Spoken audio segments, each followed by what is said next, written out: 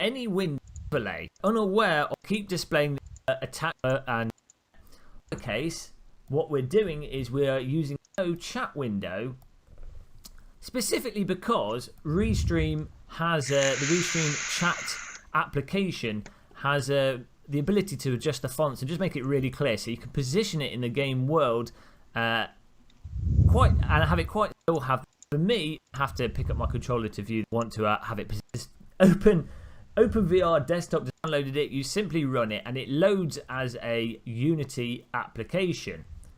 When in the application, you can then just pick which window you want. In our case, we've got the Restream IO chat open, so we just click chat, and it's now picked that window. When you first launch the program and capture your window, you will have to play hide and seek a bit and find the window. But there you go. You can see here it is located in 3D space, positioned nicely on the floor. Now we've got this set up so it's positioned on our steering wheel, and you'll see here we've got predefined profiles that we can pick from. Let me just make this a bit bigger so it's more clear for you guys. So we've got profiles here that we can pick from to load it in specific places in the 3D world. Now if you want, you can just have it on your controller so that you can move it around, but personally for driving simulators and the type of stuff we do, we just want to lock it to a world space position to be able to stick it on a wheel, as I say, and then it's really nice and easy to read whilst we're driving, allowing us to interact with our chat room. Now you can do fine adjustments by using the sliders in the application, and you can adjust things like its actual its horizontal position, its height, its depth, and you've got all sort of control over its angle, tilt, and as well as many other options. Now something that I found quite useful for Twitch chat, especially if you're just mirroring a video or another, you know, some Windows window, then you might not want to do this. But if you're using Twitch chat in general, what you'll want is something that allows you to see the chat, but it's not pervasive in terms of it getting in the way of the gameplay. So what I also tend to do is add 200 here, which changes the way the window is focused and ends up more. You have to set the font and everything. You can have to be capturing. Now, secondly, there are some bugs with this, and I have noticed that occasionally it can cause Steam VR to hang. I haven't found the specific causes for it to hang, but it might be to do with the order in which you load Steam VR and OpenVR desktop display up. I have done 2, 3, 4 hour long streams without it crashing though, so it seems that once you've got things working, you're okay. It's just that initial startup you might find that Steam VR hangs, so watch out for that. And then finally, the dials sometimes automatically scroll.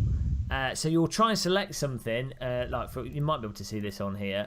You try and select something and you'll see it's scrolling up automatically, and it does this for a lot of the dials and sliders, and it can be really irritating. For those of you that want a quick idea of the main functions that you can change, on the bottom right here you can change the opacity of the display of the window as it's displayed in the world, and also the scale. Now we've set the scale to version 0.1, which has made it nice and small in the game world, and as you can see how we've positioned it, it works out pretty well. So you might have to scale it down, but if you can't find the window initially, setting this scale to really large is a good way to win at Windows OpenVR desktop window hide and seek. The software also has the option for you to have a animation on the window so that it's small until you look at it, and when you look at it, it becomes larger. Now we did test this out, but in the end, for the use of Twitch and YouTube chat, it was just easier to have it being a set size that's just legible with a bit of opacity on it, rather than having something that pops up and goes down.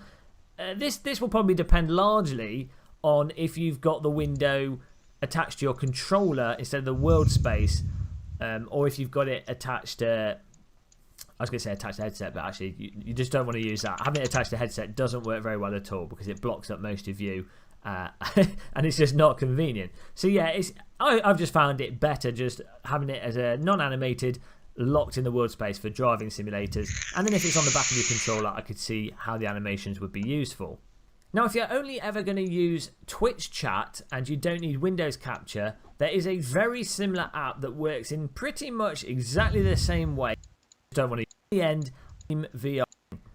You can see that in chat with absolute games, it bugs out in the middle of but Steam window have if you don't open subscribe, and if you've got any questions, hide and seek driving simulator to adjust the fonts and just make it really clear. When you turn around, you can see your window. Is it grab of the game that you're playing to view what's on your window, or you can lock it to your headset.